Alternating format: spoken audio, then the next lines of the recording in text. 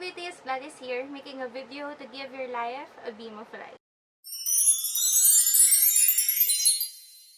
Today's beauty vlog is I am excited because I have been eyeing to this eyeshadow. So ito yung sinasabi nilang the best affordable eyeshadow palette sa Shopee. And ayun na nga, I am thankful kasi nagkaroon ako ng palette na to. Niregalo ito sa akin ng kapatid ko. Shout out to my sister, Shine. Yes, this eyeshadow is from Beauty Glazed. This is their Meet Your Match eyeshadow tray, color board Beauty Glazed. Buksan natin siya. So, ito yung first board. Ayan. More on green colors. So, marami tayong magagawang eyeshadow look dito. And for the second board, more on red, pinks, ganyan yung colors niya. And for the third naman is blue.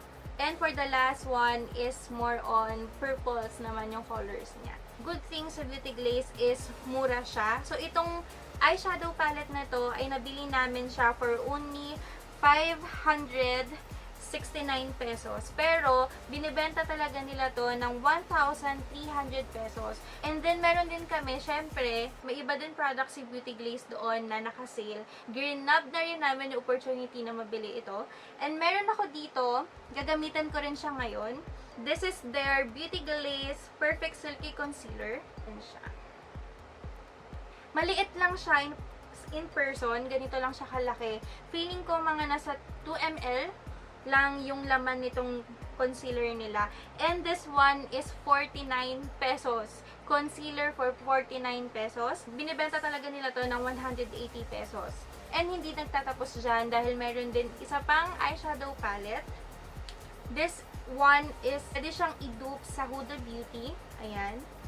So, ito yung kanilang bright eyeshadow Beauty Glazed. So, itong colors na ito ay super ganda din niya. Lalo na kung mahilig kayo sa neutrals, sa golds. So, ayan. Gagawa natin to ng makeup look sa mga next video natin. For the last one naman na nabili ko, itong kanilang Beauty Glazed Gel Fix Line Eyeliner. Marami siyang mga colors. May red siya, may yellow, may blue. Ayan. So, ang kinuha ko yung white kasi mahirap makahanap ng white gel eyeliner. So, ito, nakita ko siya. So, green up ko na rin siya agad. So, ito ay binibenta nila ng 139 pesos. And binibenta nila talaga siya ng 365 pesos. So, ang layo ng agwat, diba? 365 to 139. Ganito siya sa loob. Ayan. Meron na siyang brush. Ito na yung mismong product. So, nandito yung label. And then, yung kanilang logo. Matte din ito. And, pag binuksan nyo siya, meron siyang seal. So, ayan siya. So, I'll try na mag-swatch na lang din para makita rin ninyo kung okay ba siyang bilhin. Ooh, nice! Meron akong foundation. Gamitin ko yung kanilang concealer to highlight itong part na to. And also, magpa-prime. Gagamitin ko na rin siya as a primer sa ating eyelid. Ang shade nito, number 1. Number 1 yung shade nito. So, I'm going to blend with my sponge. So, sa tingin ko, yung coverage ng concealer nila is medium to full. So, kapag dinagdagan ko pa ito, nasa full na ang kanyang coverage. So, medyo maputi siya sa akin naman. Mabilis naman siyang i-blend. Set ko na lang siya ng powder. So, ang gagamitin ko na lang pang set is this L'Oreal Infallible Pro Matte. So, hindi ako gagamit ng loose powder kapag nilagyan ko. So, ayan. Okay naman na pala siya. Ayan, okay na siya. Importante na mag-set ka kasi mag-crease ang iyong concealer kapag hindi mo yan sinunod. So, set mo siya. Importante. Ito muna yung gagawin kong eyeshadow for today. For this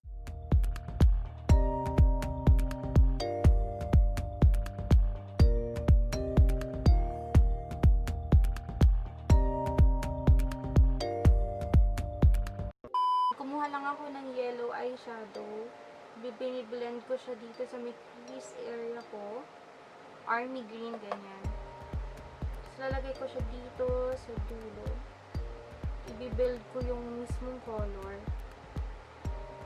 Kukunin ko naman yung darkest green na matte.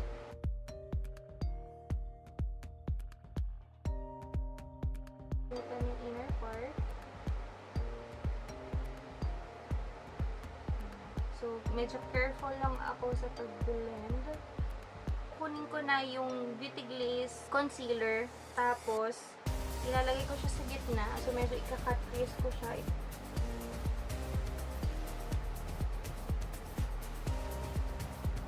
So, na-cut ko na siya. Isa-set ko siya ngayon no lightest shade na ginamit natin kanina. Para hindi siya mag-crease. So, dito ko excited sa mga glitters.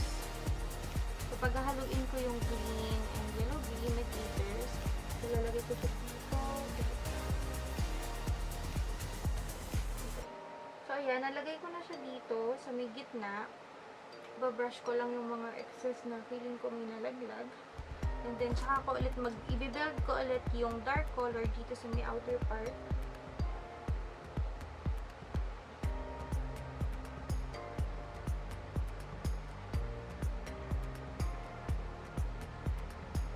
Ang gagawin ko na lang is lagyan ko ng eyelashes yung aking mata.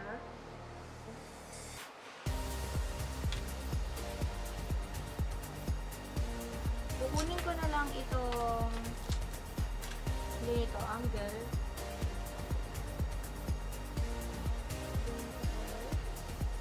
Tapusin ko lang yung makeup look and I'll be back.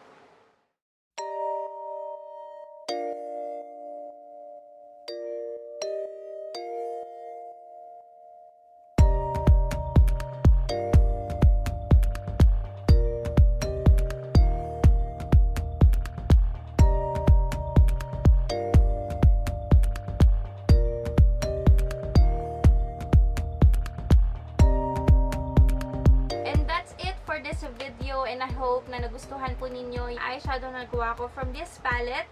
And please wait for another video kasi gagawan ko po ng part 2 ito, which is yung color pinks and reds naman po ang gagawa natin ng makeup look. Ginawa natin yung first board na more on greens po ang ating color. So, ayan. And I hope na nagustuhan nyo itong look na nagawa ko. You are free to comment kung ano pa yung mga eyeshadow palette na gusto nyong i-review ko, yung mga gusto nyong gawa natin ng looks.